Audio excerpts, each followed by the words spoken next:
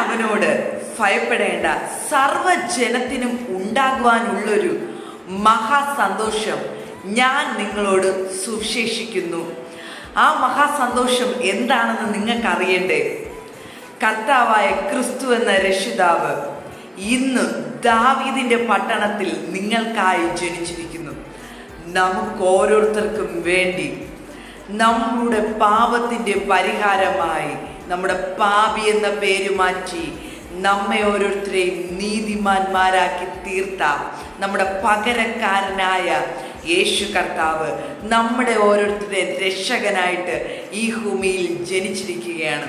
ഇനി നമ്മെ ഓരോരുത്തരെയും ചേർക്കുവാൻ വരും ആ മഹാസന്തോഷത്തിലേക്ക്, ആ നിത്യമായ രാജ്യത്തിലേക്ക്. നമുക്ക് അതിനുവേണ്ടി ഒരുങ്ങാം. ദൈവം നമ്മളെ എല്ലാം സമൃദ്ധിയായി അനുഗ്രഹിക്കട്ടെ. God bless you. ആമേൻ.